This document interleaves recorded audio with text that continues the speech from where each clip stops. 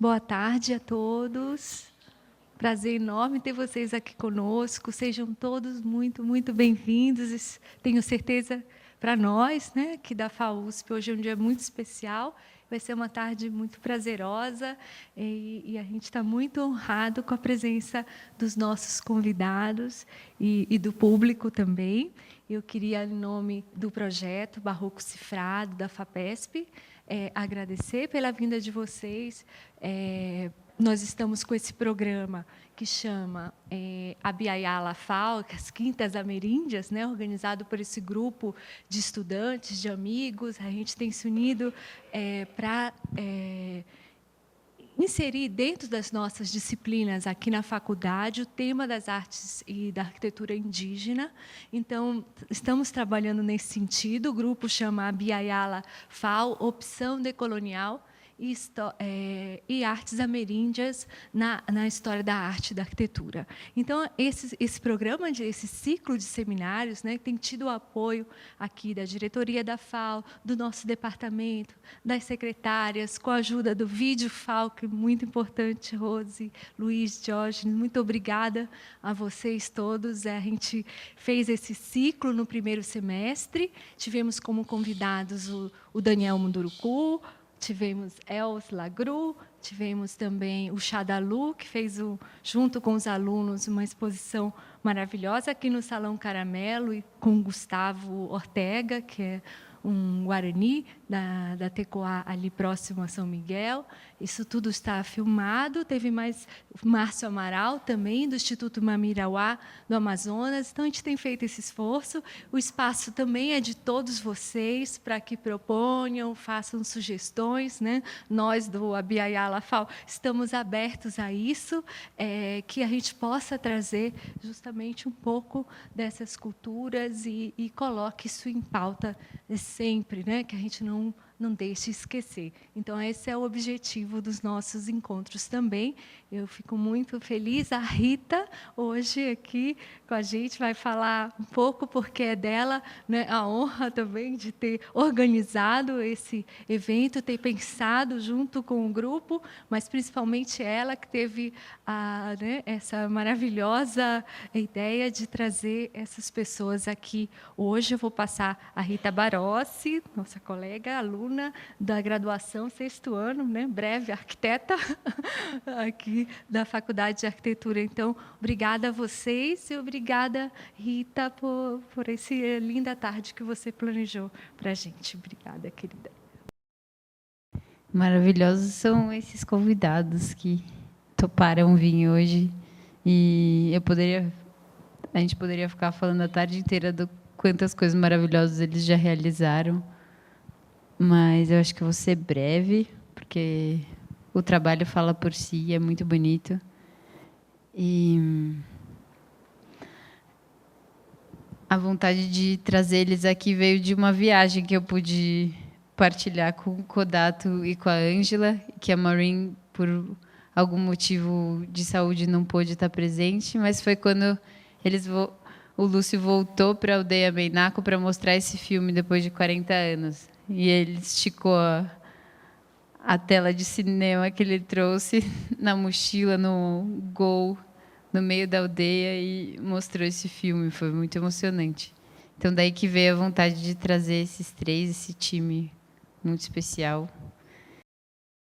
Eu vou resumir bem, mas eu acho muito bonita a investigação fotográfica da Maureen, que resgata essa alma brasileira, o olhar para o sertanejo, o olhar para os povos indígenas, esses paralelos que ela faz com a literatura, fazendo relatos visuais de muitos livros incríveis. Inclusive, ela e o Kodato fizeram uma viagem refazendo os caminhos do turista aprendiz, que é muito bonito. Ela tem 2 livros publicados sobre o território xinguana, muito lindo. Esse filme, junto com o Kodato, e uma série de exposições incríveis. Quem quiser ver mais, todo o acervo dela está no IMS. É uma coisa maravilhosa de ver.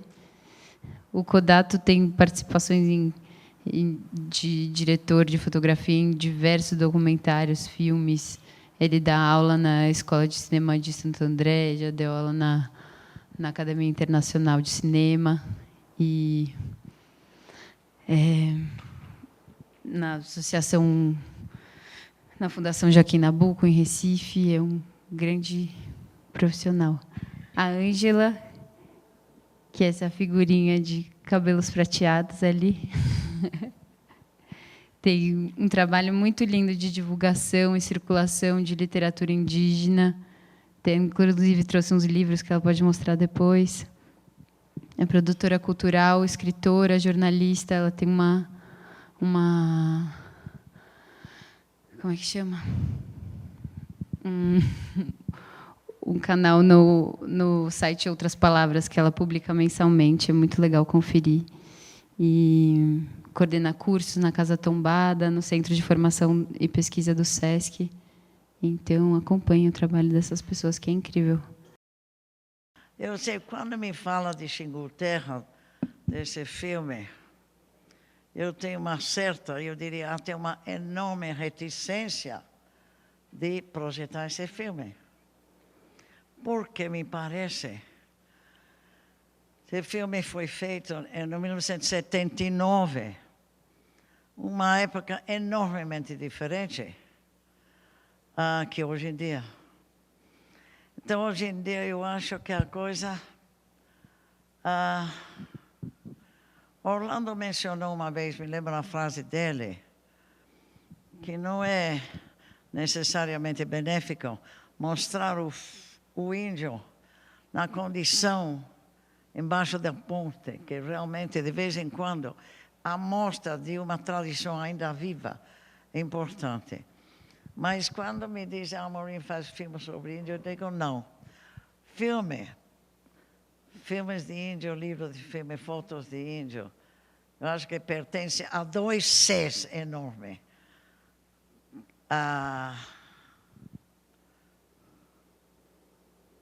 De repente me veio o nome, esqueci. Aquele famoso fotógrafo americano. E Cláudia. Bom, vamos dizer Cláudia. Então, eu acho que são pessoas que, para a qual o índio não é uma passagem, como para mim foi, mas é a própria vida, é a própria família. Então, eu fico pensando, eu não tenho muito para falar.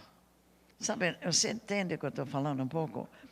E depois, esse momento é extremamente confuso, porque você não sabe aonde você está. Por exemplo, você vê essas coisas tremendas que estão acontecendo, digamos, as coisas mais graves atualmente, porque são quase que irreversíveis, e toda essa parte da terra na qual, naturalmente, o índio pertence. Então, mas qual é a história mesmo? Porque você vê os fogos, as queimadas de hoje, mas também você vê Belo Monte. Então, quem e para que e como fazer que isso não continue até o não mais ter, não? Então, esse filme eu acho que teve o seu momento e mostra, não o fim de uma cultura, mas um momento ainda em que as tradições estavam muito vivas.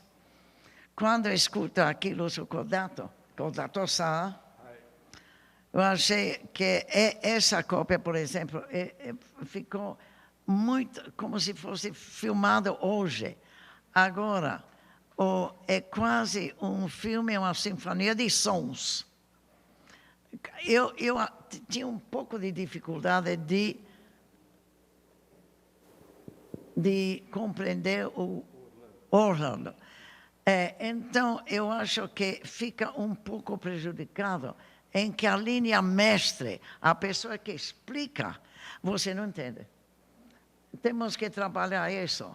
E pode ser, mas de repente eu pensei assim, seria ótimo trabalhar isso como vocês sabem maravilhosamente fazer, e fazer realmente uma sinfonia de sons com talvez a voz do índio como uma leve explicação, leve e suave momentos. Eu acho que poderia... penso que, às vezes, o reestruturar é interessante. Eu gosto desses desdobramentos. A vida é um pouco um desdobramento. Então, a gente vê que isso, por exemplo, quando escuta momentos de som, que curioso, o quanto o som era importante, não? Eu percebi agora que é um pouco alto demais, mas você percebe que cada coisa tem o seu som. Então, vamos talvez fazer esse projeto. Mas, hoje em dia, Ângela sabe muito mais falar do urgente. Né? Porque eu escutei hoje, alguém me falou, que lá perto do Brumadinho tem uma parte, não sei se o Krenek, não sei quem tem aqui perto, Pataxó. Então, essas coisas também não saem ao vivo. Escutei assim, meio sussurrado, não sei. Então, é muito grave essa questão toda, não? É muito confuso. Então, o que a gente pode falar, talvez esteticamente, já não é o momento, né?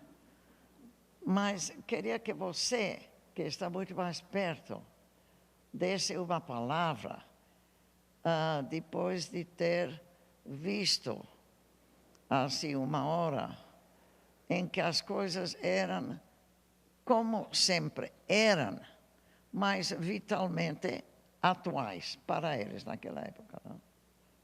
E agora, José, como faria Drummond? E agora,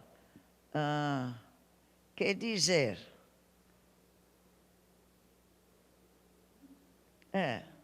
não, porque não há muita palavra, né, Codatosan? Porque a gente fez isso, eu acho que provavelmente o único momento de poder fazer um filme mostrando uma cultura na sua vitalidade. Quer dizer, hoje seria absolutamente... Não é que não tenha, deve ter, mas eu acho que não é o momento, não? Então, ela teria que falar por si mesma. E eu acho ótimo seria pegar uma pessoa de lá, um aritano, por exemplo. Aritana, o que você está falando? O que é isso? O que é isso? Fazer uma espécie de coisa incorporada. O que você acha? Seria interessante, não? Cuiaparé, por exemplo, a gente não entende nada, né? A fala do Cuiaparé a gente não entende nada, né? E acho que fica um pouco perdido, né? E não é porque... Enfim. Mas... quais de vocês, geralmente as pessoas aqui, os jovens estudantes, o que vocês falam? O que vocês estudam, o que vocês interessam sobre esse mundo paralelo do índio, por exemplo? Aqui as pessoas. Oi, boa tarde. O meu nome é Ruth e eu tenho estudado agora no mestrado a representação da arquitetura auto-xinguana. E eu queria que vocês contassem assim como que foi as viagens que vocês fizeram para lá, se vocês notaram alguma transformação das casas, se vocês chegaram a participar de algum outro ritual, ou só foi esse mostrado na época da filmagem. Eu queria que vocês contassem um pouco como que foi assim as expedições que vocês participaram, mais no sentido mesmo de curiosidade, né? Eu queria saber, assim, ouvir de vocês, o que vocês recordam, pensam sobre isso, como que foi a experiência na aldeia, que aldeias que vocês visitaram, são muitas perguntas, né? Não, eu acho, Lúcio, não sei, mas eu acho que foi fácil numa palavra, mas é muito... era muito fácil trabalhar com um índio homem, especialmente, porque é uma pessoa absolutamente consciente cenicamente de cada movimento. Me lembra duas coisas particulares. Eu tinha a impressão, no início, que queria começar o filme com essas grandes panelas e pondo cada vez uma flecha dentro. Bom, não filmar, mas espera aí, Marina. Aí, antes de pôr o pote no chão, limparam todo, afinaram toda a poeira. E outra vez que a gente queria fazer esse momento, um depois do outro, filmado, era sempre, espera aí, Marina. Tinha que ser absolutamente situado. Absolutamente, quer dizer, então, ele não precisava de direção para nada. É curioso isso, não? Que não seria igual, eu acho, se você fosse qualquer lugar, outro lugar no país, um país qualquer. Então, o índio homem, o Orlando sempre fala que eles são, digamos, a maneira que eles se comportam nessa redondez, que parece quase um teatro, não? Então, para nós, eu acho que foi o dia, seguiu o dia, mas não tivemos nenhuma estranheza, não? Você que sabe o contato. Mas uma coisa eu acho, sempre vou contar, antes do contato, uma pequena, não é brincadeira, mas duas coisas que eu achei interessante. Assim. Esse é o Alto Xingu, mas eu, pessoalmente, ia muito no Baixo Xingu e na casa do Raoni, a família dele. Então, ficava geralmente uns 5 ou 10 dias aí, e cada madrugada eu escutava assim, começar uma espécie de canto monótono, Raoni começando a cantar e quase a falar, quase a despertar os que estavam do índio para a tradição, a história, etc, etc. Bom, então pensei, bom, pronto, eu gostaria muito de gravar esses momentos. As casas deles são casas feitas de sapé, e eu andava assim, com assim,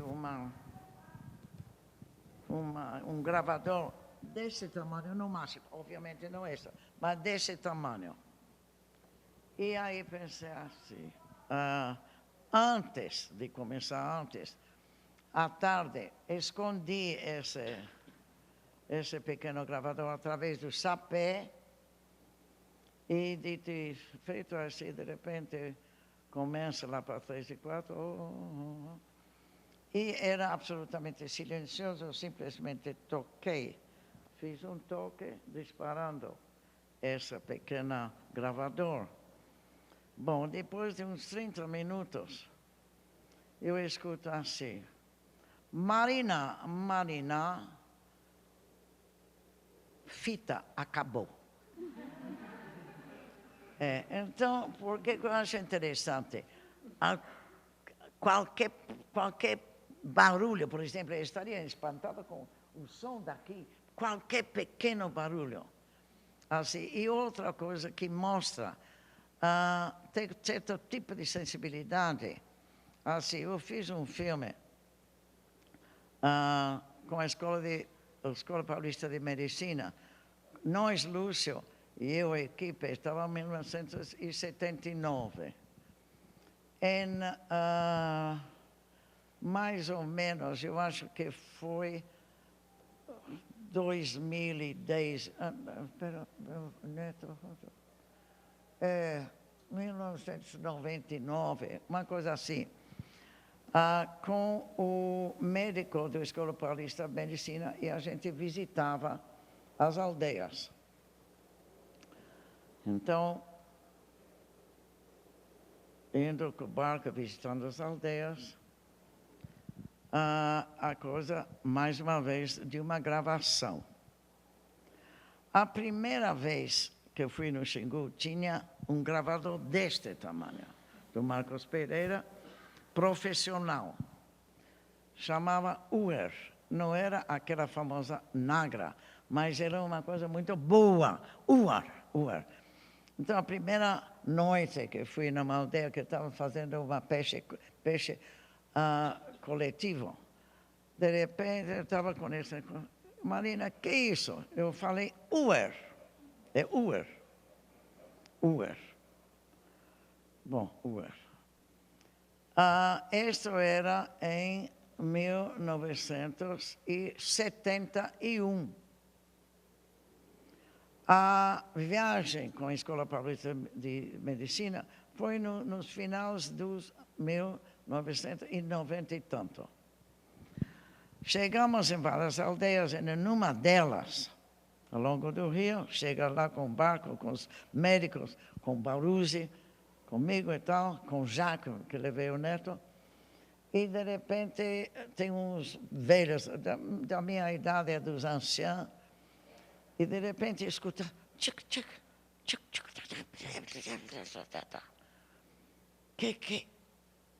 que é isso? E de repente o som tornou-se mais claro. Começou assim, Marina Ugero. Marina Ugero. Isto nós estamos falando 70, 80, 30 anos depois. Por que eu acho interessante? Também porque isso comprova que nós morávamos na memória deles, tanto eles na memória da gente. Pequenas coisas. Imagina você, 30 anos, isso deve ter espalhado, que eu ia com a UER, então eu chamava Marina Ugero. Então, que isso tenha guardado essa pequena história, 30 anos, também denota que a gente pesa um pouco na memória de igualdade, não? Então, talvez, eu sempre digo, eu não posso falar da situação indígena, porque tem gente que fala muito melhor, com muitos mais detalhes. Mas o que eu acho importante é poder, talvez, como diz o Orlando, poder mostrar esse mundo de antes, não? Hoje, eu acho que norteia e talvez força a pensar o que fazer, como o mundo passa. Não é que a tradição tem que ficar, o mundo passa, o mundo se modifica, mas modifica sem a perda total do antes, não? Eu acho que é importante o Kodato falar, porque há uns anos atrás, 4 anos atrás? Foi isso? Eu encontrei o Kodato na aldeia dos Meinaco, numa viagem. O Martim também está aqui, foi lá junto. E foi um momento muito especial, porque foi quando o Kodato levou esse filme para ser exibido na aldeia. Quanto? 30 e tantos anos depois? Quanto? 4 anos atrás. E a Morrin, infelizmente, não pôde ir. Eu já tinha provocado a Morrin um pouco antes disso, para ela ir comigo lá nos Meinaco, porque a gente estava fazendo um projeto de canto e dança, o rito de passagem, e eu tinha uma vontade muito grande de voltar com a Morrin lá na aldeia, para ela visitar os Meinaco agora, e da gente pensar algum material fotográfico ou vídeo da visão dela dos Meinaco mais atuais. Isso foi antes, não deu certo por várias razões. Mas aí o Lúcio foi à aldeia há 4 anos atrás, e esse filme foi exibido lá no pátio para todas o pessoal assistir. E algumas dessas pessoas estão vivas e estavam ali presentes, né? E tem uma coisa interessante nos Meinaco, porque eles passam, os avós doam os seus nomes para os seus netos. É uma cerimônia super bonita. Ele se desfaz do seu nome antigo, passa para um neto. Então, hoje, a gente tem, né, várias dessas pessoas, esses mesmos nomes que aparecem desses velhos, né?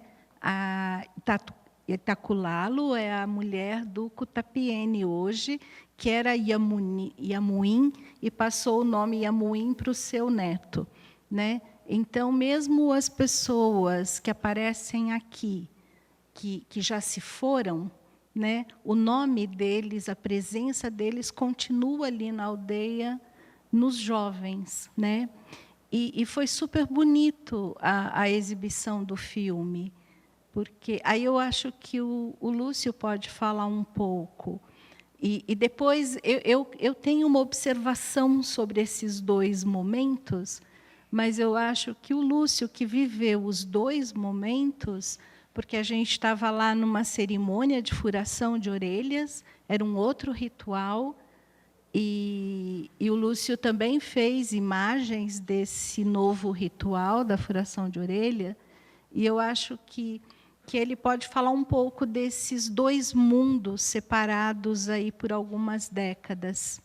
E só antes, Morim, eu acho que é super importante, mesmo nesse momento de tanta dificuldade, a gente reforçar a beleza. A gente reforçar a beleza, a força da tradição, o espírito, né? Porque isso é que está vivo. Mesmo quando as pessoas estão passando por grandes dificuldades e grandes tragédias, acho que o povo indígena tem uma diferença da nossa cultura, né? A gente parece que fica mais prostrado, e o povo das aldeias não. Mesmo nos momentos mais difíceis de tragédias e de mortes, o ritual está lá, está vivo, está presente, a pintura corporal, o canto, a dança, vem justamente para a gente se contrapor à tragédia, a esse momento de escuridão, né? A tradição, a beleza, ela traz a luz. Então, eu acho que, mais do que nunca, a gente precisa, sim, falar das tragédias e das consequências e pensar no que a gente faz, mas a gente não pode nunca deixar de reverenciar a beleza, né, a arte, porque é isso que sustenta a gente. Aí, Lúcio, acho que era legal você falar desse encontro. Bom, boa tarde outra vez. Quando eu fui da primeira vez, eu não tinha noção do que me esperava. Uma pequena conversa com Orlando Vilas Boas no começo, as coisas que ele tinha pedido. Não fiquem nus como eles, porque vocês não sabem se comportar pelados. Você não sabe sentar, agachar, você não tem noção do que é a postura. Pois pediram não levar cigarro, sal, açúcar e álcool, obviamente. Foram as coisas que mais me marcaram, porque eu gostava de beber, passei 40 dias sem poder beber. O açúcar também, não senti tanta falta do açúcar, mas também um pouco do sal. E como existia uma sociedade, uma vida que não dependia do sal, nem do açúcar, nem do álcool, e eram tão vivos, né? E quando eu voltei agora, infelizmente, pela proximidade com que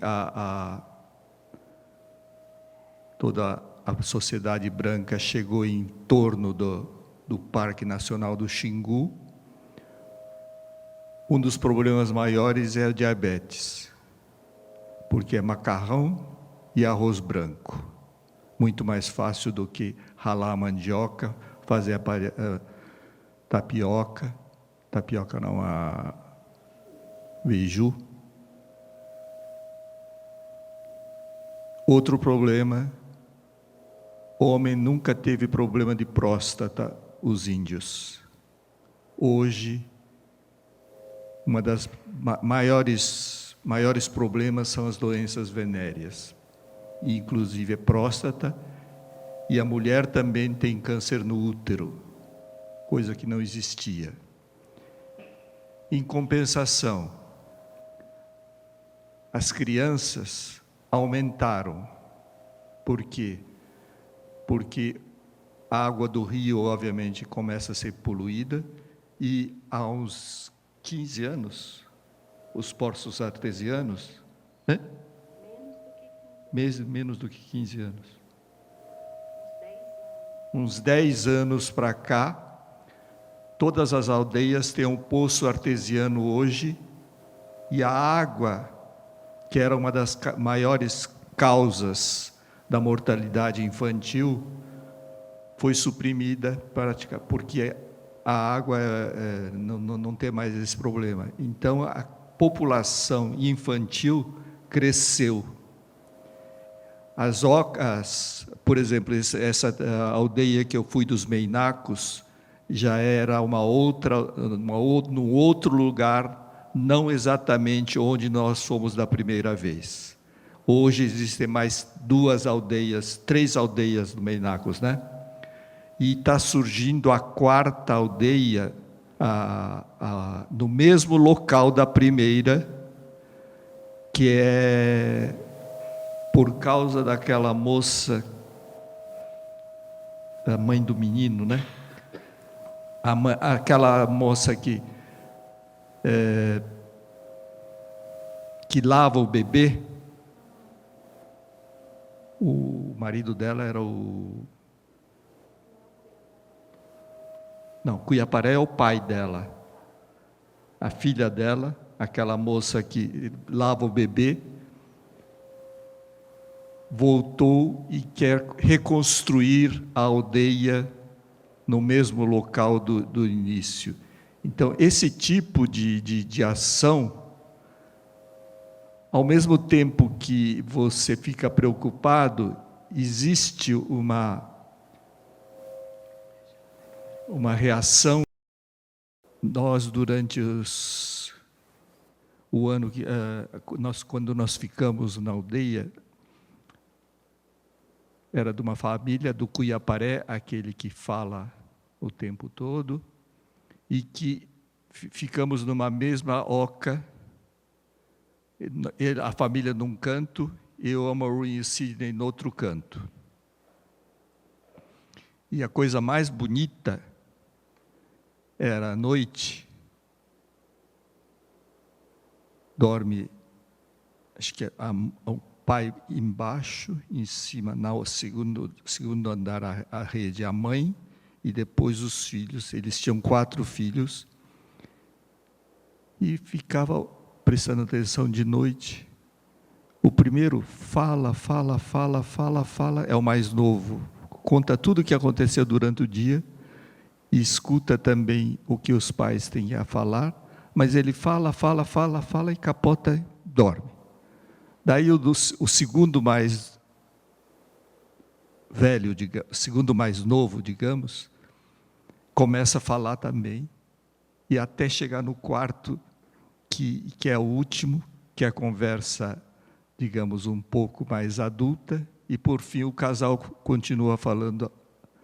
Nessa altura já estava dormindo, mas eles continuam falando. Essa tradição oral, acho que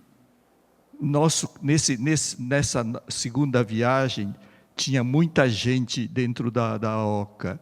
Então, não sei se essa tradição essa tradição deve continuar.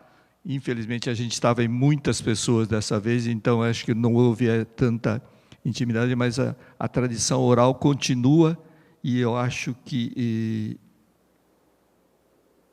é uma forma muito forte de transmissão, né?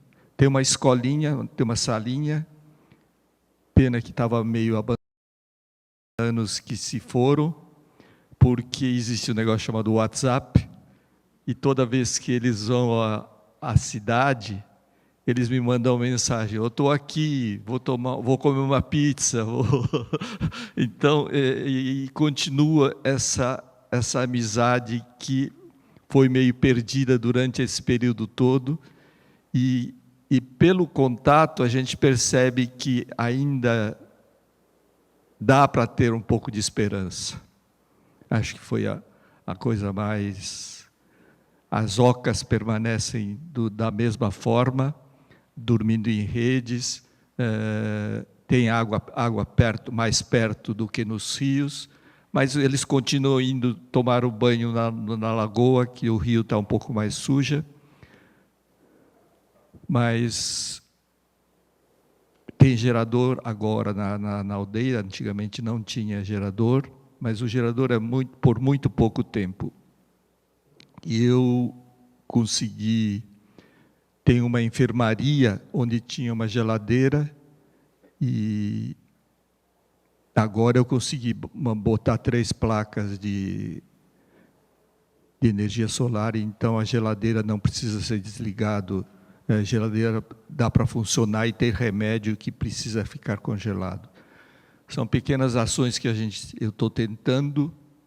A escola precisa recebeu computadores, mas não tem bateria nem energia elétrica para tocar esse computador. O próximo passo é tentar levantar, de alguma forma, as placas para que as escolas possam ter. É muito surpreendente ou gratificante ver que, praticamente da idade da pedra, eles estão já na informática, né? Então, os índios indígenas, né, desculpe, que continuam brincando na terra, continuam correndo ali, ao mesmo tempo eles têm acesso à tecnologia. Por exemplo, quando eu estava filmando dessa última vez, eu estava com uma câmera de vídeo, obviamente, um pouquinho maior, mas tinham 10 celulares me filmando. Então, está se invertendo. Não sou eu mais que estou filmando a vida deles, mas eles estão querendo que eu seja alguma coisa com que eles possam parecer daqui para frente, né? Com essa possibilidade de gravar em vídeo, e provavelmente eles devem estar reproduzindo aqueles momentos da festa furação de orelha. Que mais? A primeira diferença fundamental foi que, quando eu fui da primeira vez, eu tinha que economizar a bateria ao máximo, porque não tinha como carregar. Dessa vez, todas as tardes, tinha um gerador funcionando, então era fácil carregar. E, ao mesmo tempo, a câmera de película praticamente não consumia. A Maureen provavelmente devia ter ficado desesperada, porque ela não via nada, né? Hoje, com o vídeo, você fica grudado do lado e você vê toda... E as crianças também, gravador, eles sabiam que tinha um som, que de vez em quando o técnico de som soltava para ouvir o que estava acontecendo. Mas no meu caso, como estava em película, eu não podia mostrar nada, né? Então, só dizer que era uma fotografia, mas era muito vago. Então, a curiosidade deles não era tanto. Dessa vez, toda hora eles queriam mexer na câmera, queriam olhar a câmera, queriam enxergar através da câmera. E todos eles sabem que existe vídeo, então a diferença é muito grande. Foi muito grande. Eu conheci a aldeia Meinaco em 98, 20 anos, né? E impressionante que era uma única aldeia, eles estavam todos num mesmo lugar. E a população já tinha aumentado, já eram 180 pessoas, mais ou menos, porque a população de todos esses grupos foi drasticamente reduzida na época do contato, na década de 40, final dos anos 40. E era uma única aldeia próximo ao rio Curizevo, e que é mais ou menos o mesmo, né, o mesmo território que eles estão hoje. E é uma área muito importante, porque é transição de cerrado para a floresta amazônica, né? E é um lugar muito lindo, porque você anda um tempo, é cerrado, os buritis, a vegetação do cerrado, e, de repente, vem um paredão de floresta amazônica do nada. Assim. É muito impressionante o lugar, a geografia. E, em 98, não havia poço artesiano. As mulheres tinham... A gente andava mais ou menos meia hora para tomar banho e para buscar água. Não era mais nessas panelas enormes de barro, que imagina o peso disso, né? Já eram panelas de alumínio, mas enormes.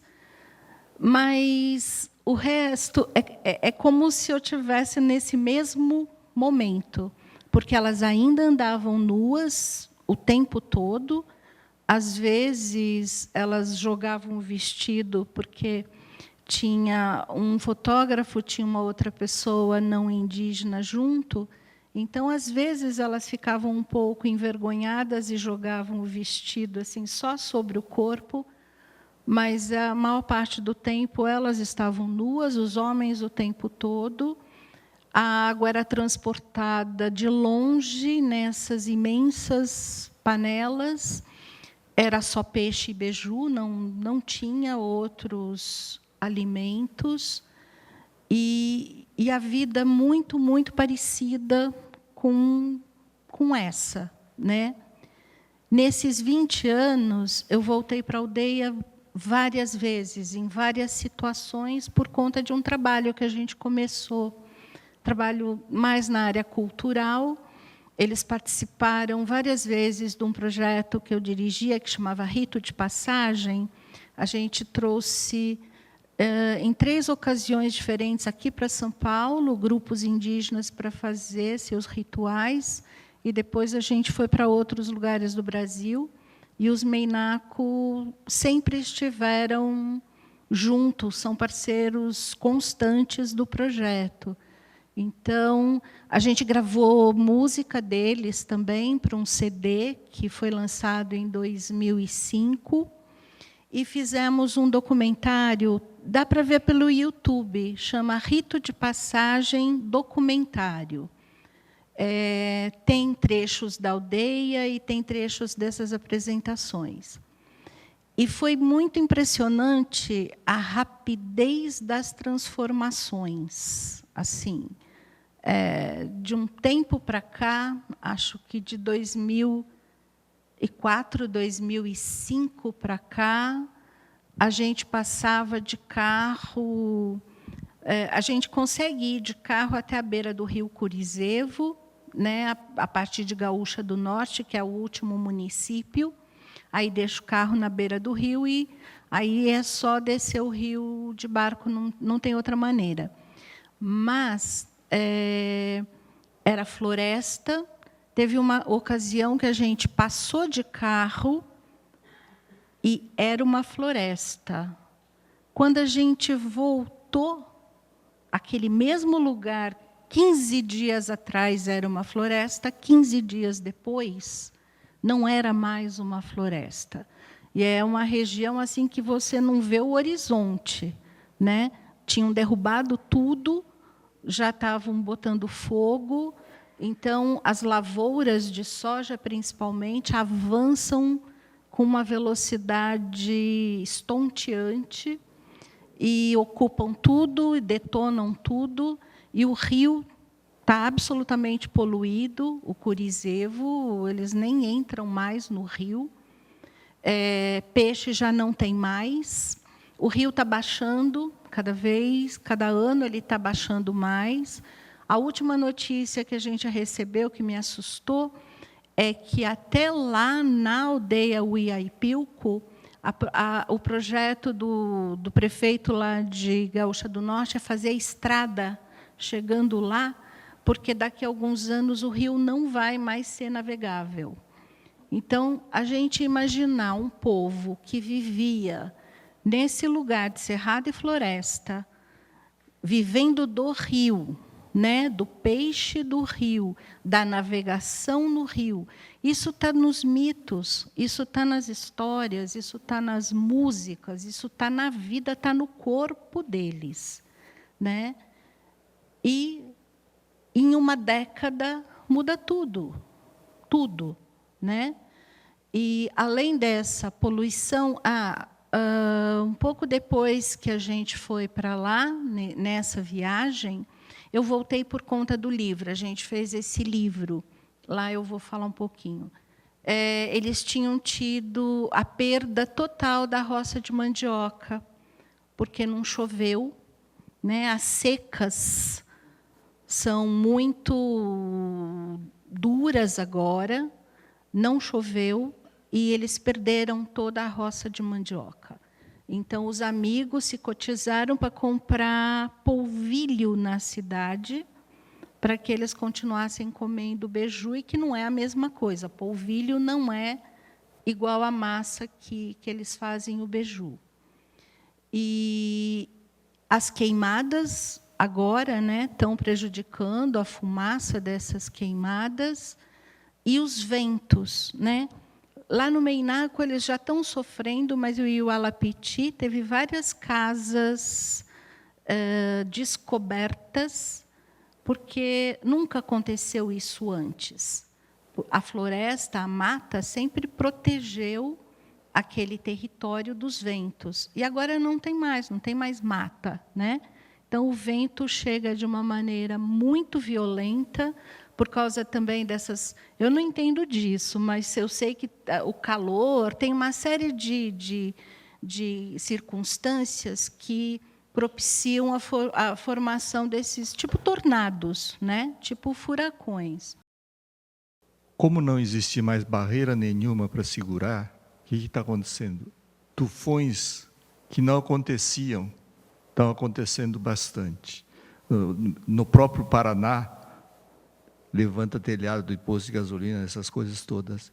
E outra, o problema do vento é o desassoreamento, o barranco vai desbarrancando todo o rio. Então, o rio está perdendo a quantidade de água, vai ficando cada vez mais difícil a navegação.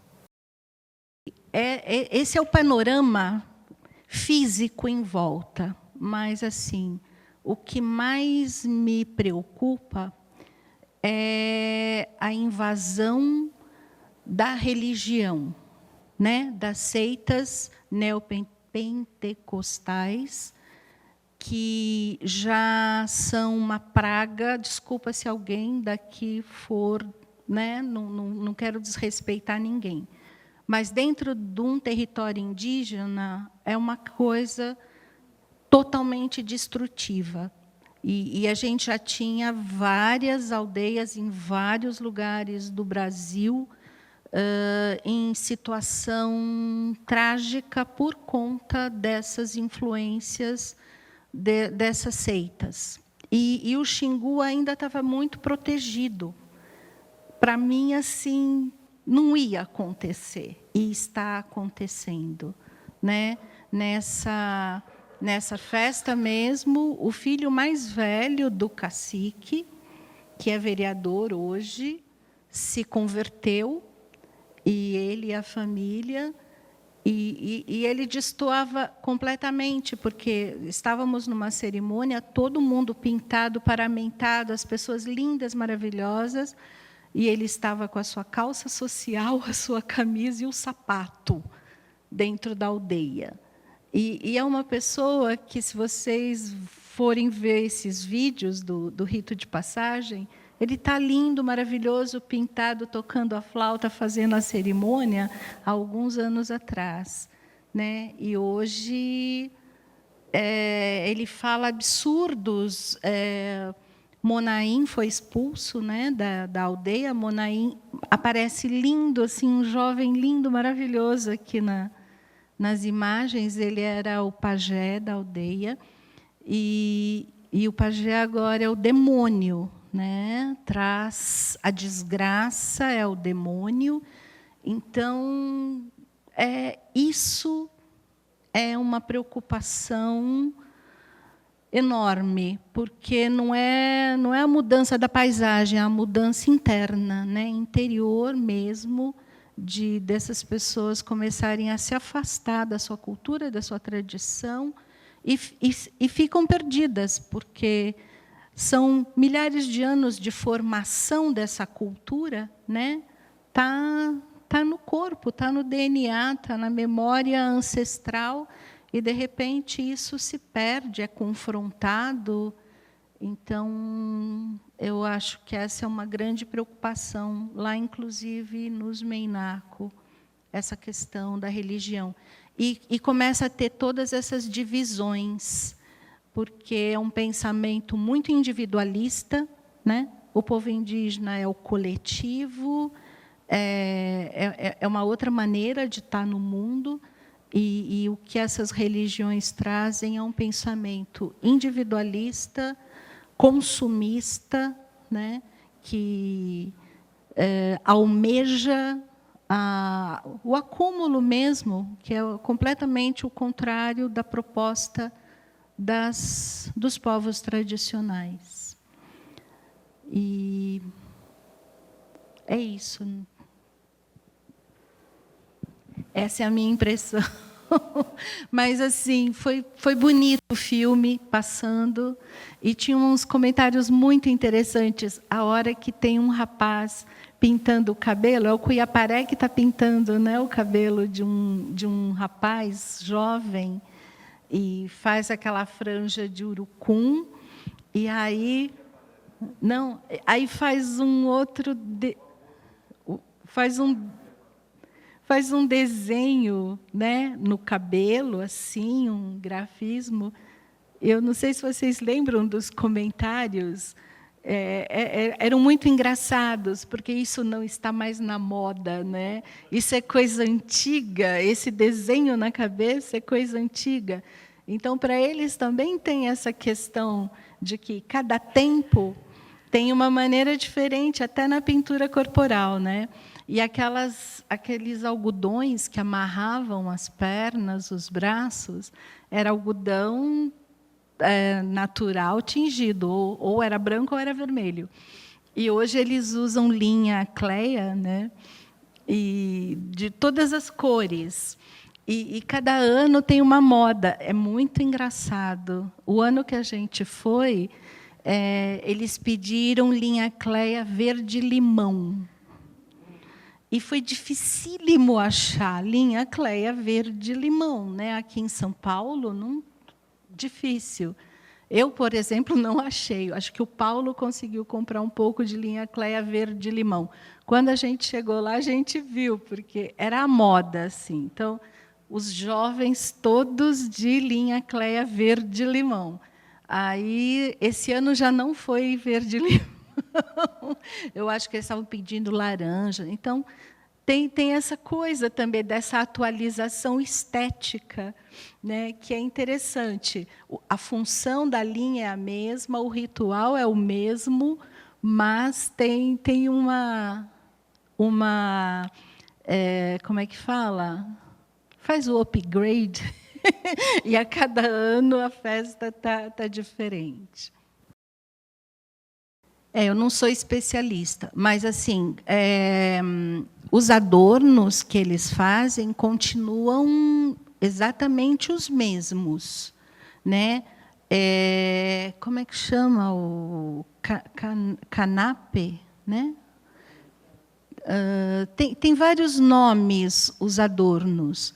Eles são diferentes de um para o outro, o tipo de pluma que usa, o formato, mas eles seguem fazendo toda essa plumária com a mesma dedicação, com a mesma beleza.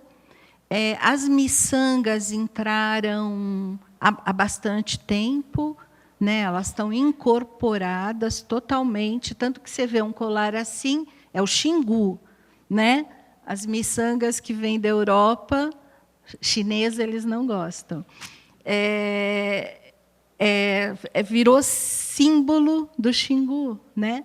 Mas, na verdade, não existia, eram sementes antes, mas a miçanga está totalmente incorporada. Muito tempo. Acho que desde o contato, desde a década de 40, entrou a miçanga e ficou para todos os povos, né? A pintura corporal continua com a mesma força, com a mesma intensidade. As mulheres continuam fazendo os cintos de Buriti. Nas cerimônias, elas não usam nada de roupa, usam só o cinto de Buriti. A técnica, né, de preparo da mandioca. E o que eu sinto assim é que as famílias mais tradicionais continuam na dieta tradicional, só de peixe e beiju, né? Os mais jovens que começam a ir para a cidade e quem ganha salário, né? Essa também é uma diferença, que a escola chega também de uma maneira complicada, né?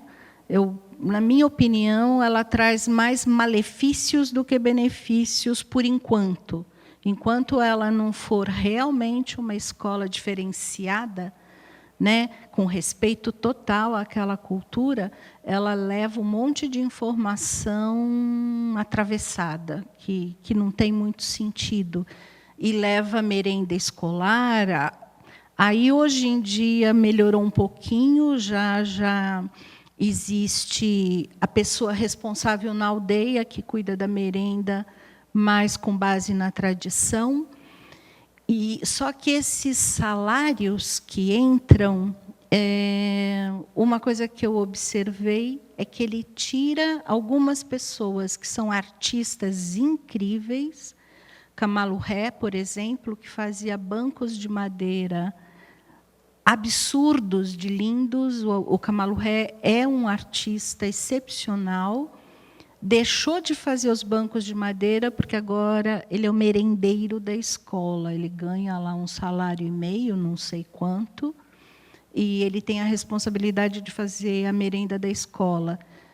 Então, a gente vê o professor, algumas pessoas que assumem, né, esses trabalhos remunerados, acabam deixando sua função tradicional por conta desse salário. Então, tem umas questões bem complicadas, assim. E a questão da escola, né, que era um comentário do Cutapiene, do pessoal mais velho, porque a escola chega com livros que não dizem nada a eles, e que mostram uma história que não tem sentido e que é colocada como mais importante, verdadeira, né? Enquanto a história deles, a cultura deles, é menosprezada, mesmo dentro dessa escola. E aí foi um pedido de velhos amigos meus, de algumas etnias, que eles queriam ter livros deles dentro da escola. As escolas, às vezes, até fazem cartilhas, fazem materiais simples, né, para alfabetização e tal.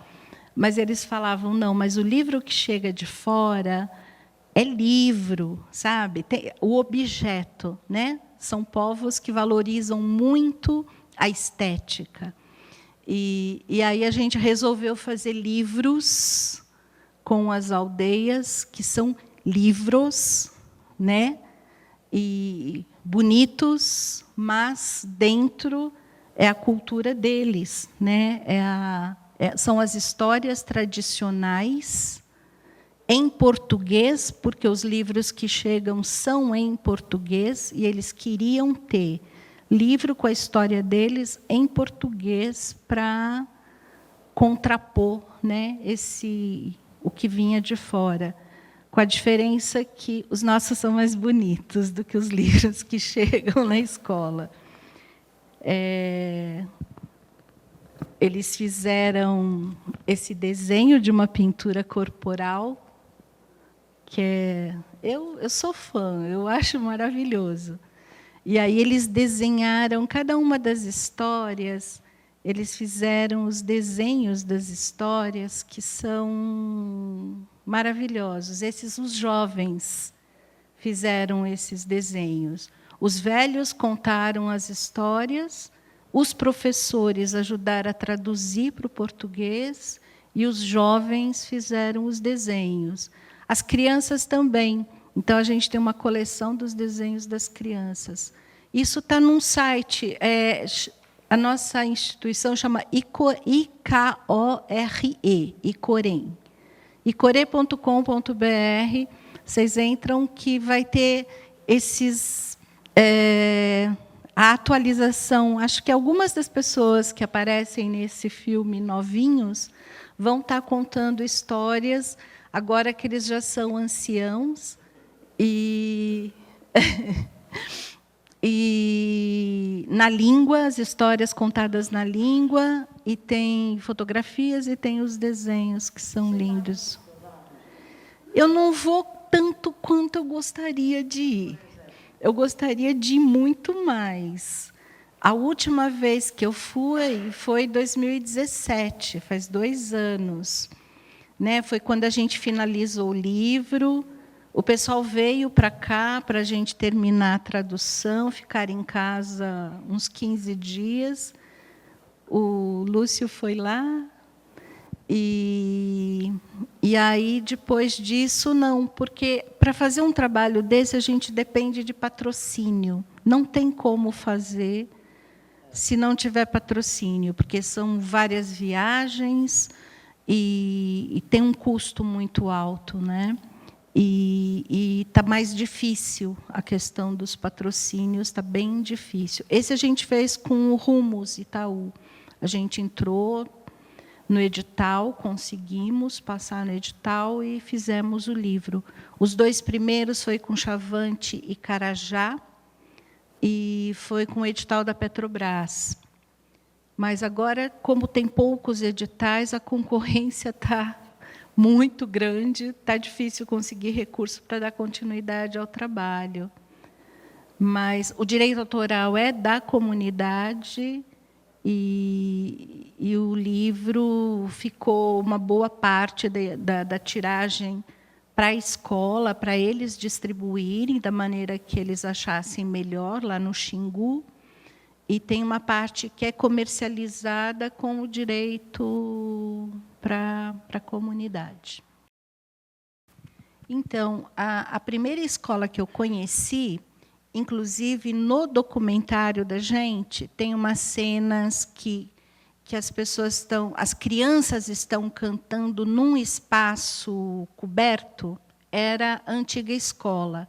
Então, ela era de sapê, eram 2 águas de sapê, e o fechamento era meia parede de madeira, bambu, não lembro direito, mas era um fechamento assim, só meia parede, com aquela cobertura, um galpão grande, e as crianças estudavam ali de uma maneira muito mais natural, né?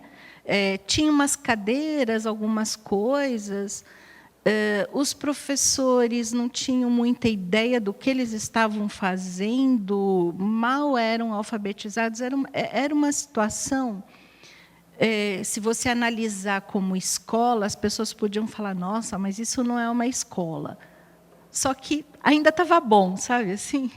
Agora, a escola nova, quando a gente foi lá, estava bem abandonado, o Lúcio assumiu como escritório dele, É de madeira, de tábua, né? Coisas do sertão, né? Aquela casa de tábua, a cobertura era de amianto, não era? Eram umas telhas de amianto e estava bem abandonada porque eles estavam construindo a escola nova. Hoje tem uma escola nova, mas é essa planta assim, uma sala de aula, outra sala. Agora as salas de aula são divididas, tem o banheiro, mas é tudo de madeira e telha de amianto, sabe assim, que era o que acho que é mais fácil de convencional, com carteiras, quadro negro, a mesa do professor, a cadeira do professor, igualzinho, igualzinho. As matérias são iguaizinhas, o que a gente tem, o currículo é igualzinho, né? O ano letivo começa e termina, as férias, é tudo igual. Não leva em consideração a chuva ou a seca, os rituais, os horários, não, nada. É uma reprodução da nossa escola, com tudo que ela tem de ruim para a gente, né? De tolher a criatividade, bota a criança sentada. É que as crianças da aldeia são meio rebeldes, né? Meio não, muito. Então, eles não aguentam ficar o tempo inteiro sentado. Volta e meia tem gente fugindo, pulando janela, é engraçado. É bem engraçado, o professor sai correndo atrás. Tem umas cenas bem engraçadas, porque eles se rebelam, né? E as mães acham ótimo, elas não estão muito preocupadas que as crianças frequentem a escola. É a tomada do governo de botar a escola em todos os lugares. Agora, mesmo nessa época, esse modelo de escola era muito mais no Posto Leonardo, nesse lugar de influência ainda dos Vilas Boas. Os Meinaco, eles estão na beirada do... descendo o rio Curizevo, é o primeiro povo. Eles estão bem longe, né? Então, você já foi. Então, assim, há um tempo atrás, nem chegava muita coisa, mesmo desse modelo mais respeitoso. E o que chegou em todas as aldeias, mas agora, né, final dos anos, sei lá, acho que depois de 2010, eu não sei, eu não marco essa coisa, né, do tempo. É essa escola municipalizada, a responsabilidade do município de Gaúcha do Norte, lá nos Chavantes é de Canarana, e os professores têm que ficar preenchendo aqueles livros, sabe, anotando presença. Não, é totalmente absurdo. Esse modelo que foi imposto é horrível, é horrível. Eu acho muito importante você colocar isso e colocar essas questões, né, da educação, porque isso não chega até a gente. Se a gente não está ligado, não sabe um pouco mais da cultura indígena, ou está ligado a pessoas que estão envolvidas, né, com esse trabalho, a gente não fica sabendo aqui dessa questão escolar, por exemplo, e muito menos da saúde também indígena, que também é uma preocupação, né? Que tem também mudado muita coisa ao longo dos anos, né? E acho que talvez para pior, a gente esperava que fosse para melhor, mas tem piorado muito, né? O pessoal da Escola Paulista continua trabalhando com muita coragem, muita dedicação, porque tem que ser abnegado, né, para pegar um... Mas é isso, hoje em dia são muitas aldeias. O fato de estar multiplicando dificulta tudo, dificulta a questão da educação, a questão da saúde, né? E o problema são as modernidades, né? As doenças modernas. Então, a Aritana teve AVC por causa de hipertensão. Então, você tem hipertensão, tem diabetes, tem câncer de próstata e de colo de útero. Todos os problemas que a gente tem aqui hoje, infelizmente, o pessoal tá sofrendo com isso, que não deveria, né? Era só manter um pouco mais do cuidado com a alimentação. Um dos grandes problemas na parte da educação é que os índios saem para estudar nas universidades, nas faculdades, um currículo que não tem nada a ver e também não tem muito o que fazer, porque acabam virando funcionários da prefeitura e tem que cumprir o currículo da prefeitura. Então, não tem, por mais feliz que eu estava dizendo agora há pouco da Unicamp, que fez o vestibular indígena, o retorno é muito pouco para os indígenas, né? Tem uma questão geracional também, tem muito conflito dos jovens que saem. Tem os dois lados. Eu acho que os velhos têm razão nas críticas que eles fazem, os jovens têm razão também do lado deles, mas não estão conseguindo chegar num meio de caminho, sabe? Porque os jovens chegam com ideias muito diferentes da tradição.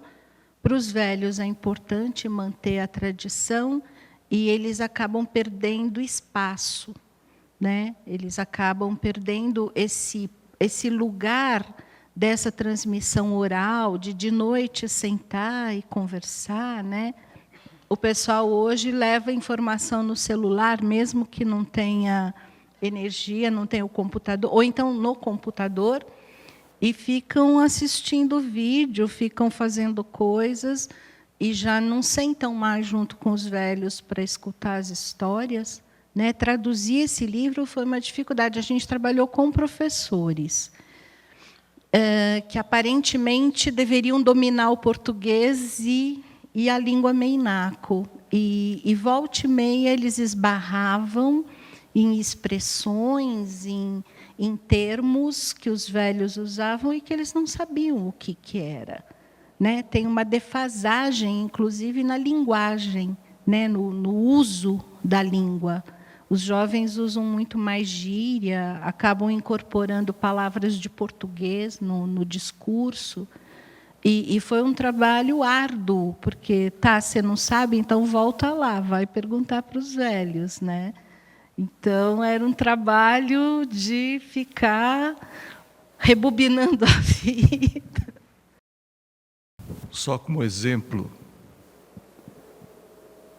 no Japão, existiam vários feudos com vários dialetos.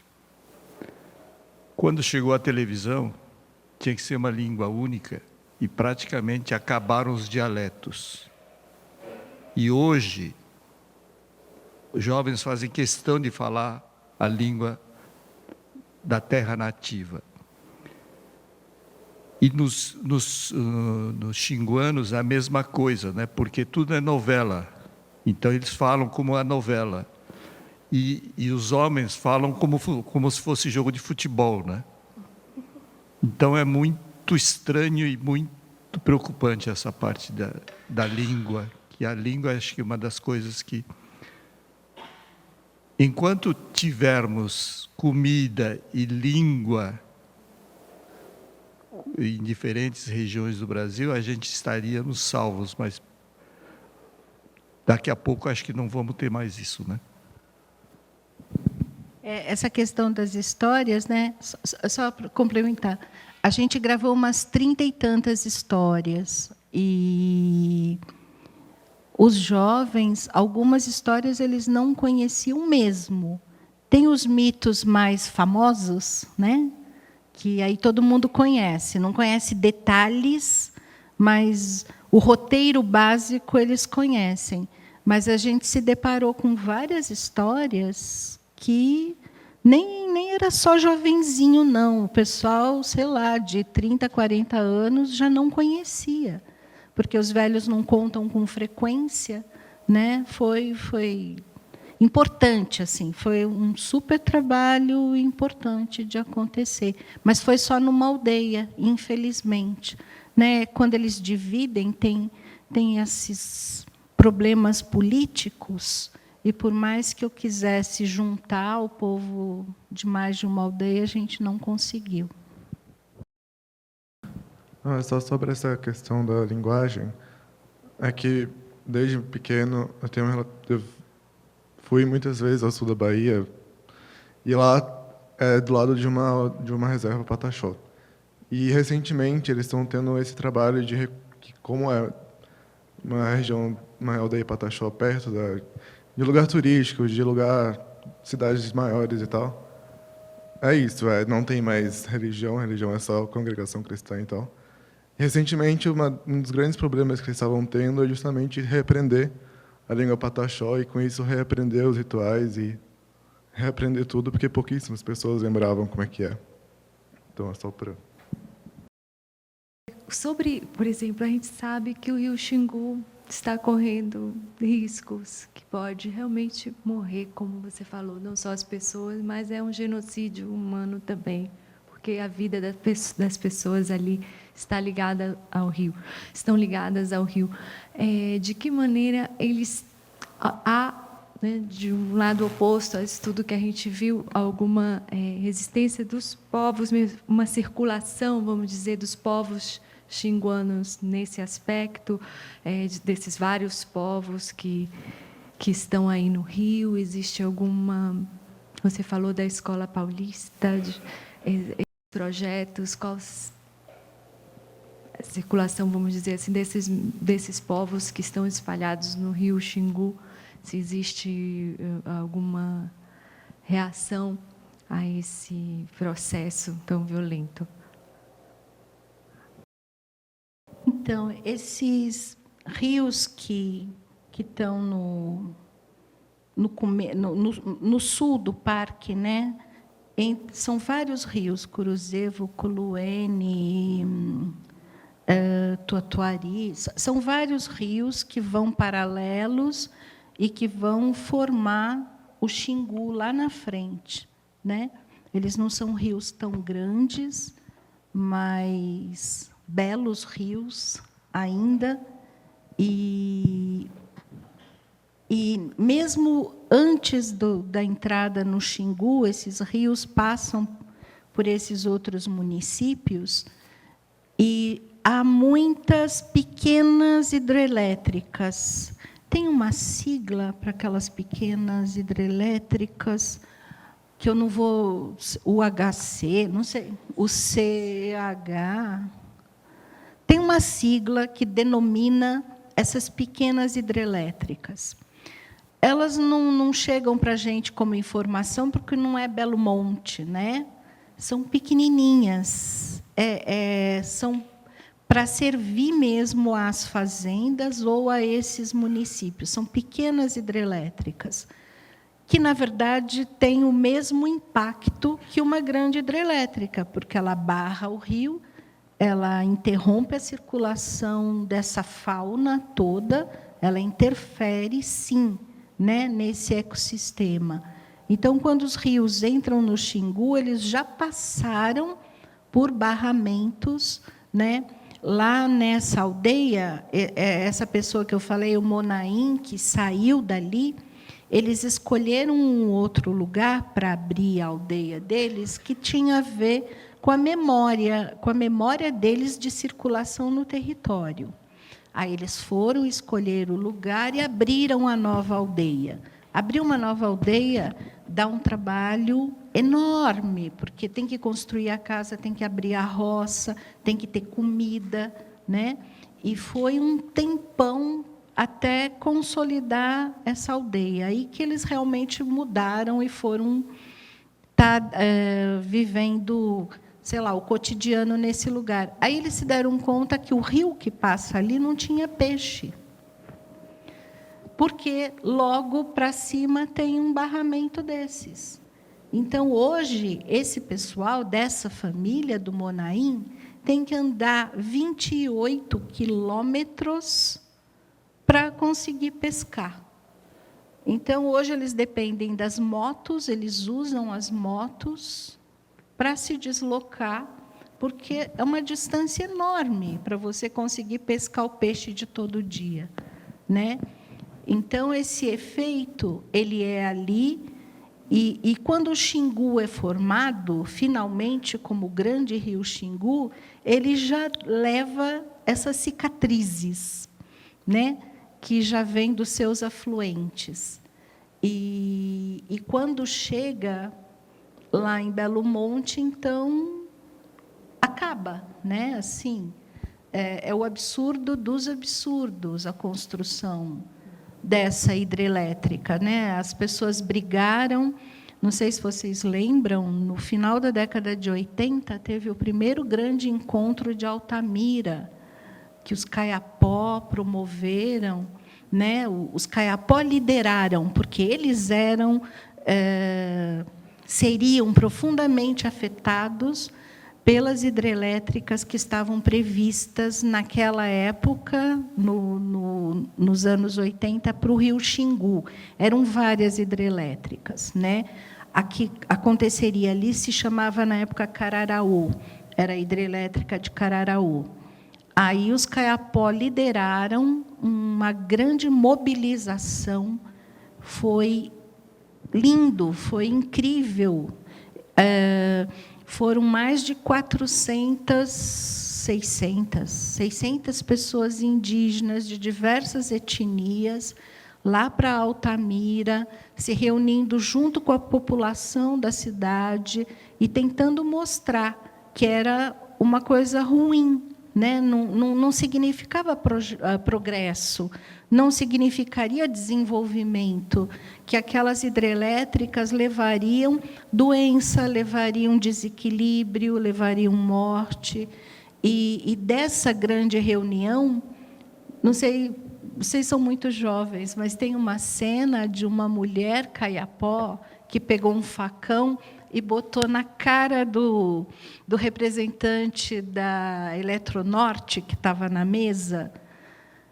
E as mulheres Caiapó são muito guerreiras, elas são incríveis, elas têm uma força, e elas instigam os maridos, elas provocam os homens para reagirem, né?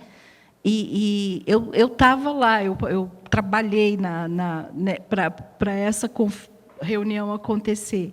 E elas o tempo todo ali, né, instigando com os facões na mão. E aí elas acharam que os homens não estavam fazendo direito o papel deles de guerreiro. Aí ela vai e ela mesma reage e bota o facão na cara do homem, que ficou branco, verde, amarelo. E, por incrível que pareça, naquele momento, aquela mobilização veio o Sting, também. Teve artistas, teve parlamentares, teve juristas, muita gente se mobilizou, e, naquele momento, conseguiu-se adiar todos esses planos, né? Durante décadas, esses planos das grandes hidrelétricas ficaram paradinhos. E aí, infelizmente, num governo que se dizia de esquerda, né, a gente tem esses planos todos ressuscitados e de uma maneira piorada, porque Cararaú não seria tão terrível quanto é agora Belo Monte. E hoje a gente sabe que era só uma questão de propina, né? É uma hidrelétrica construída para bancar as empreiteiras, porque ela não tem funcionalidade, ela nunca vai funcionar. Isso estava provado, as pessoas que fizeram relatórios e mostraram. Teve uma outra reunião em Altamira, 20 anos depois, foi o quê? 2009, eu acho, a segunda reunião em Altamira, E aí os índios já não tiveram mais a mesma força, porque a população local estava muito iludida, né? É claro que lá tem pessoas incríveis que se mobilizaram o tempo inteiro, que o tempo inteiro eram contra, mas tinha os governantes locais e uma parcela da população favorável, porque achavam que teriam um emprego, que o lugar ia ficar melhor, que, né, acreditaram em todas as promessas que foram feitas, e a gente agora está vendo o resultado, né? O índice de criminalidade, a tragédia que virou, né? Não só para os índios, mas para as pessoas que sempre viveram naquele lugar, a situação é insuportável, né? Alguns tiveram que sair mesmo, gente que nasceu e que viveu ali e que não deu conta e teve que sair de lá porque virou terra de ninguém, é bang-bang, é uma coisa horrorosa. E aquele elefante branco que foi construído nunca vai funcionar direito, mesmo que a água que tem que ser desviada para a Volta Grande, né, que é onde estão os Juruna, o pessoal Arara, que são bastante impactados pela falta dessa água, mesmo que eles tirem toda essa água dali, que mate de uma vez aqueles povos, né, a hidrelétrica nunca vai funcionar direito, está provado isso. Então, não sei o que a gente vai fazer, né? E isso continua. Quantos outros planos agora vão ser mostrados como a solução, né? Então, abre pasto, planta soja, porque essa é a solução para o progresso. Que progresso é esse, né? Que falta de visão, né, desse patrimônio incrível que a gente tem, que é a floresta, que é o cerrado, tadinho do cerrado, quase não sobrou nada, né, desse ecossistema maravilhoso. E o que a gente está fazendo, né? Eu acho que a gente tem que se mexer, assim. Acho que precisamos desses encontros, dessas conversas e de ações muito práticas. A gente tem que repensar a nossa maneira de estar no mundo, né? Eu gosto sempre de lembrar do Davi Yanomami, da queda do céu, né? Que ele fala, nós, os brancos, somos o povo da mercadoria. E é verdade, né? Toda a nossa vida está baseada nas mercadorias. Quando que a gente vai se voltar para o que é natural, dentro da gente e fora da gente, e se afastar um pouquinho das mercadorias? Porque enquanto a gente estiver nessa avidez, né, consumindo as montanhas e consumindo a floresta e consumindo os rios, o Ailton Krenak tinha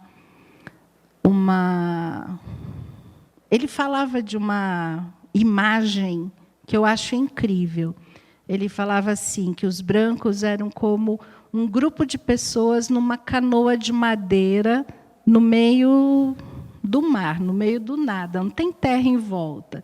Tem aquele grupinho de gente numa canoa de madeira. Aí um tira um pedacinho da canoa para fazer um foguinho, porque está com frio.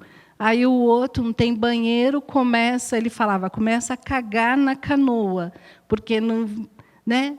E daí a pouco, o que é essa canoa, né? Ela afunda.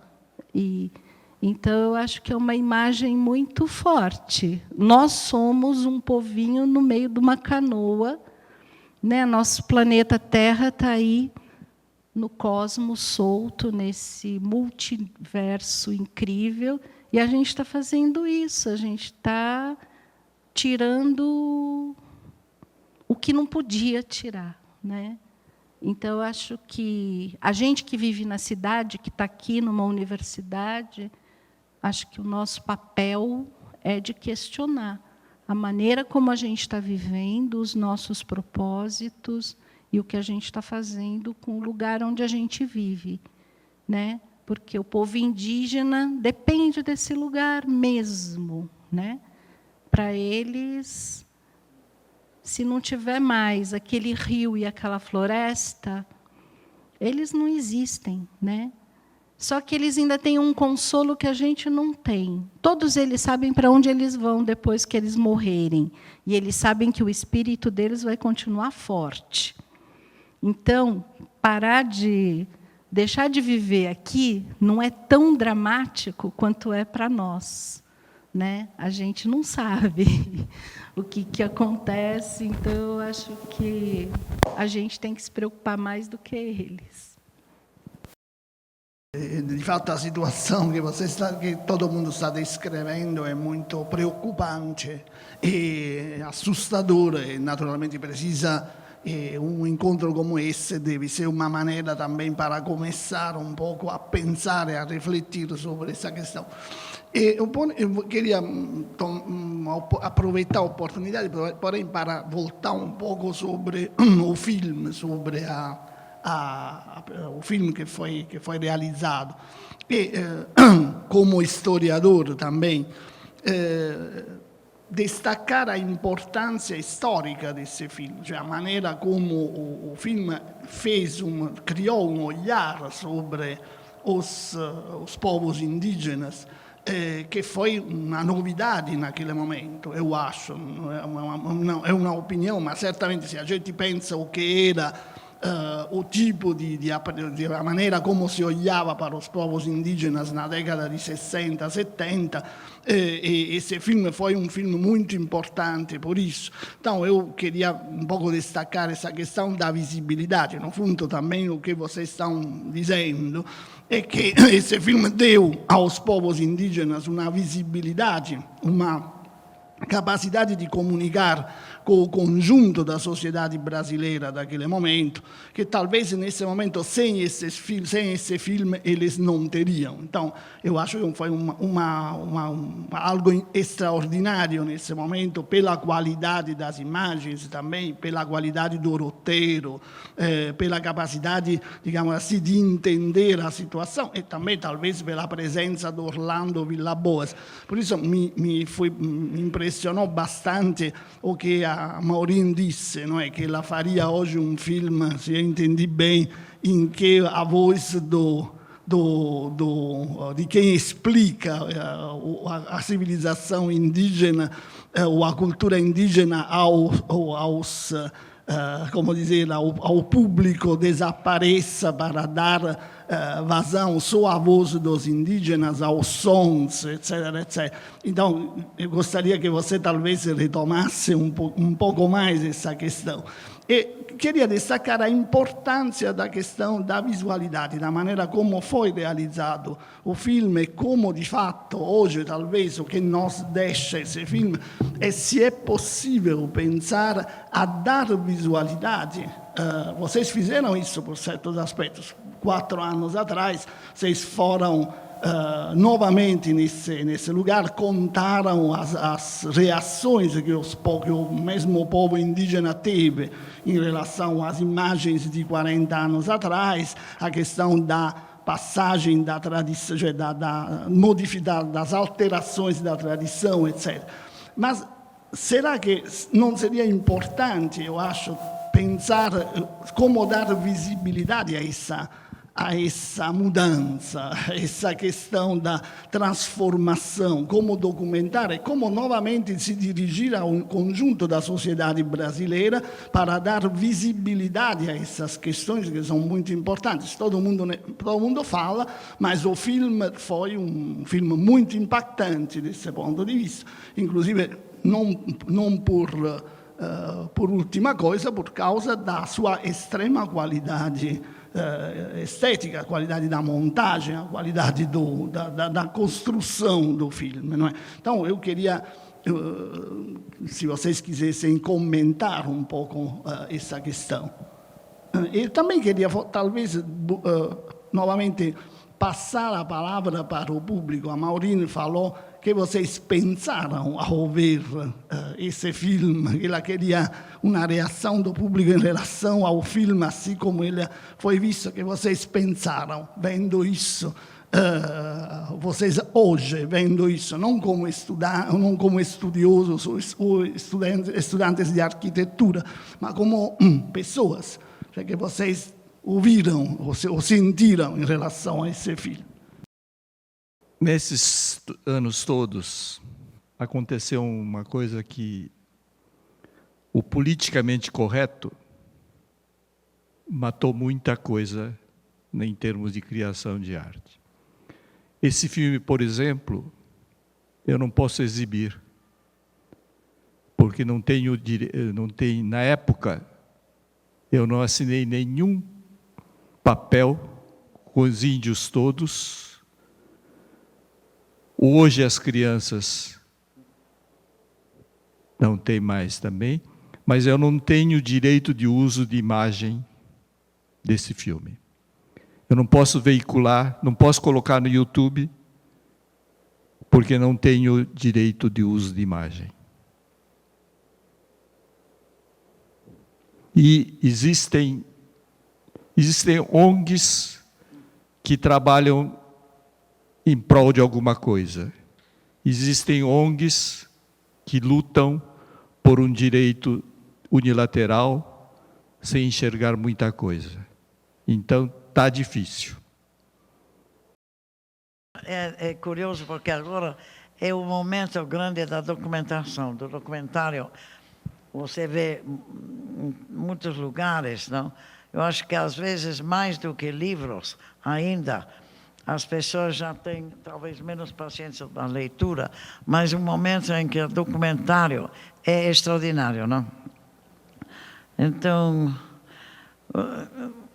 tem um americano que se chama Ken Burns, que ele escreveu, que ele fez uma série de documentários, um deles chama Proibição.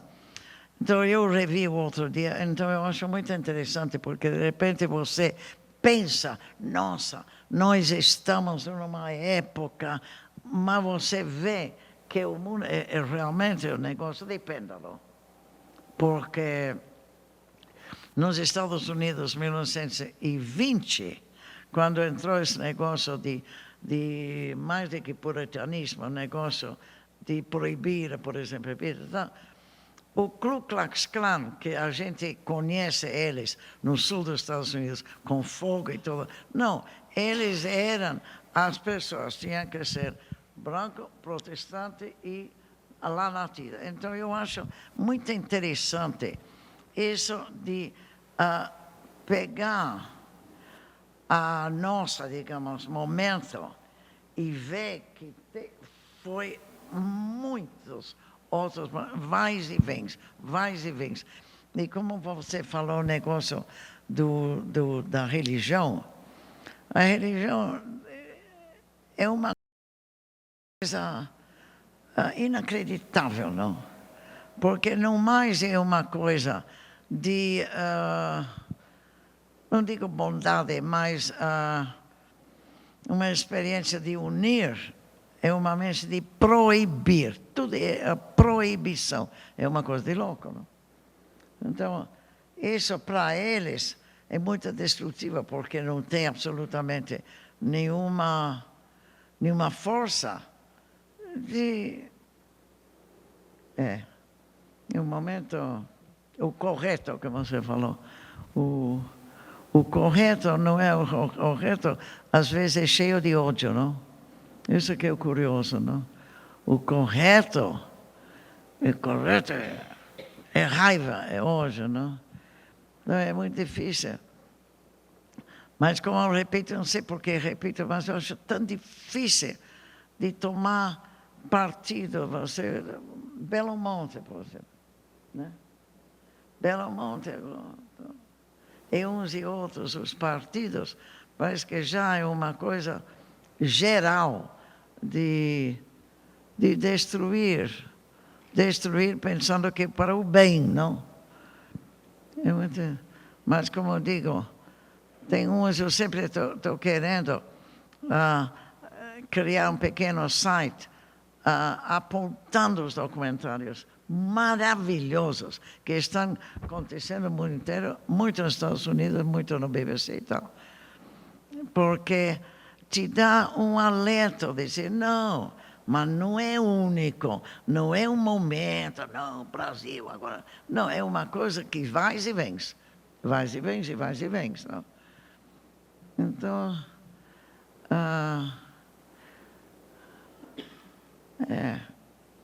não tem palavra, não? Uma coisa preocupante também não é só a igreja, são os vereadores. Vereadores.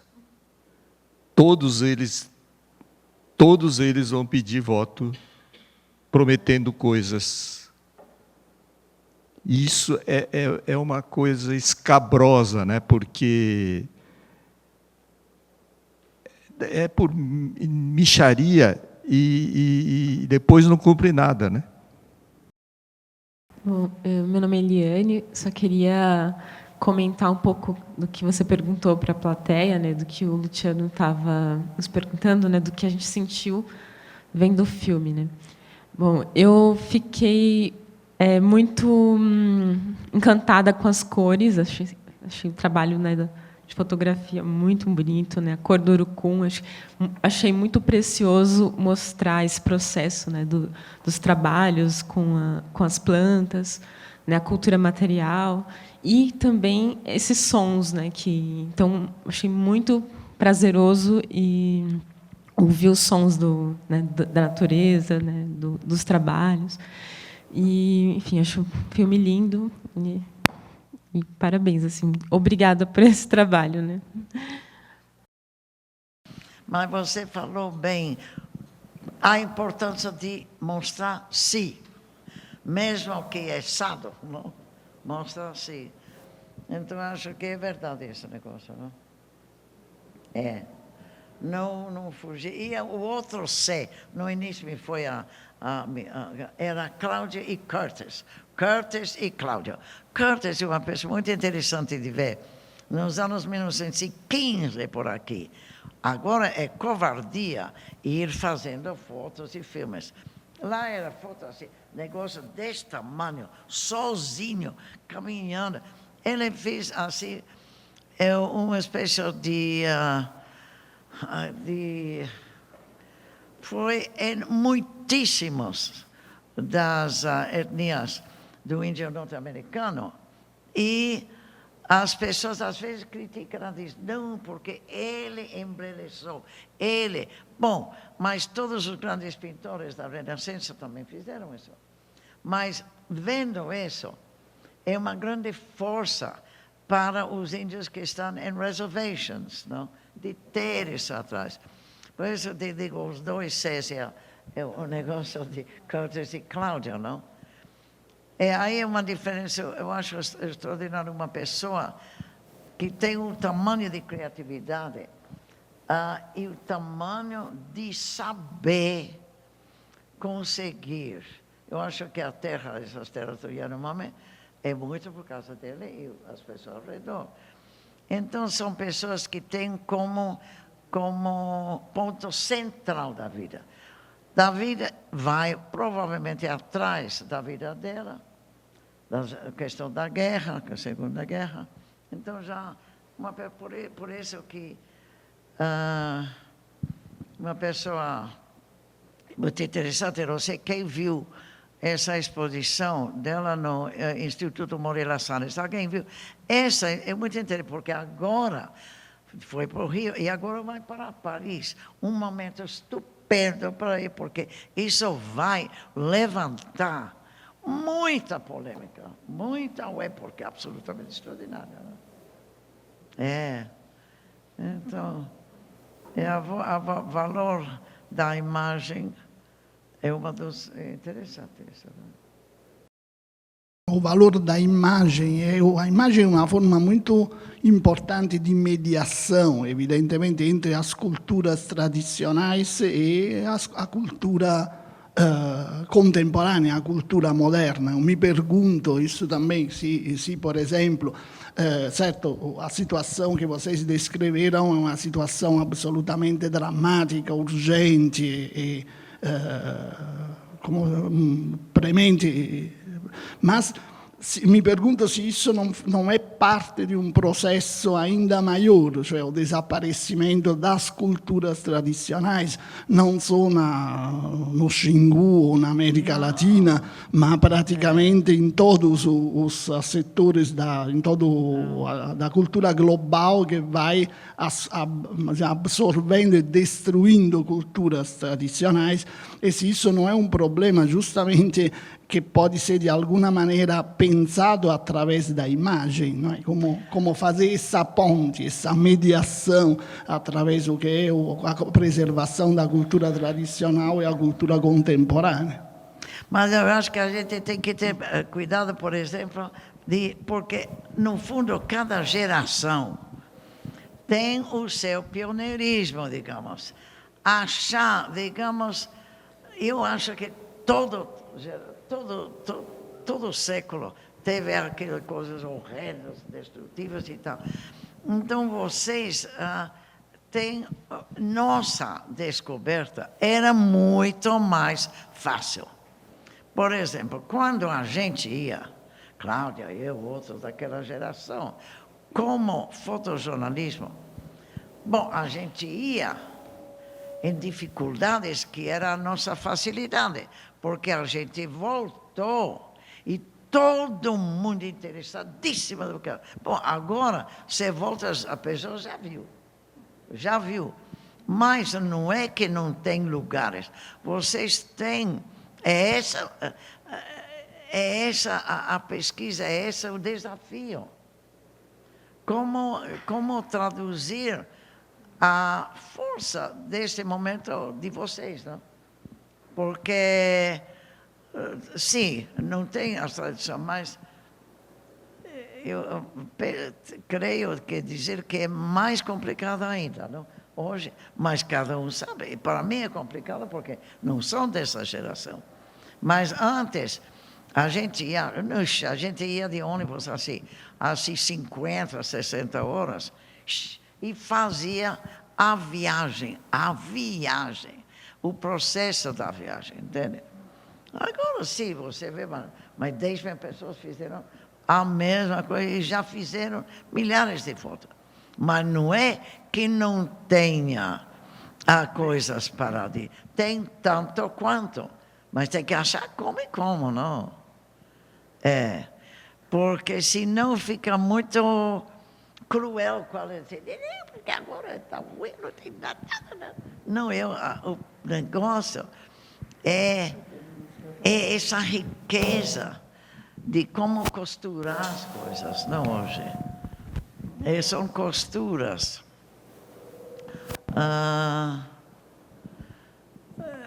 As imediacias, por exemplo. É coisa curiosa. Ontem eu não dormi de noite, não? Não dormi de noite, teve umas coisas. Mas, de repente, peguei o celular e consegui falar com o neto, que estava no meio do Mato Grosso, fazendo filmes assim. Claro, antes você tinha um telefone, mas essa imediacia que você, ao lado de você, você... Você lembra alô, alô, Xingu, alô, alô, Xingu? Esse negócio, Orlando, alô, alô, Xingu, alô, alô, Xingu. Mas, sim, a implementação, a mecânica é mais automática hoje, mas tem que achar o que fazer, por que fazer. Então, talvez seja cada vez a mesma coisa, no fundo, não? Para aqueles que perguntam.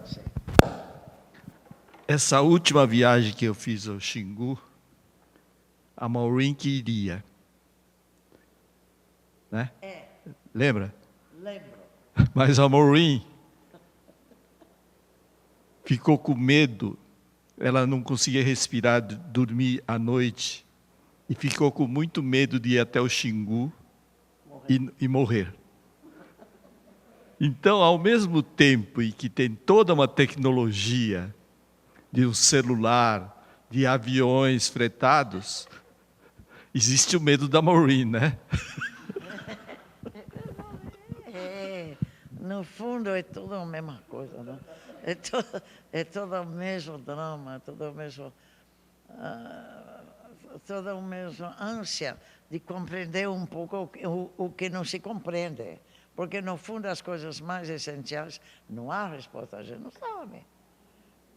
Agora, sim, eu acho que as tradições, as sociedades mais tradicionais tinham mais certezas. Hoje em dia, esse negócio da modernidade líquida, que eu repito ad infinito isso, em que não há certezas, que a coisa vai que nem água, a falta de solidez. Lá, eles tinham mais votirinho, estava aí, sabe, e tal. Eu acho que havia menos dúvidas, não? Sem dúvida, sem dúvida. Nem é melhor nem pior o fundo, mas é assim, talvez. Agora a gente não tem certeza de nada, não? Nunca se tinha, mas fez-se toda uma armação para que, muitas vezes, através do mito, através dos ancestrais, através de... Não, essas coisas todas. Mas como você falou do negócio da religião, quando são sociedades que têm esse tipo de mitologia maneira, quando vêm esses grupos assim de evangelistas, não, e aliás, no fundo, tem coisas muito pior, porque você tem os Steve Bannons da vida, não sei, que realmente ali uma coisa de diabólica. Eu acredito no mal mesmo. E ali tem mal. Tem mal. Steve Bannon tem mal. O que ele representa, não? É perigoso. E eles mexem no mundo, não?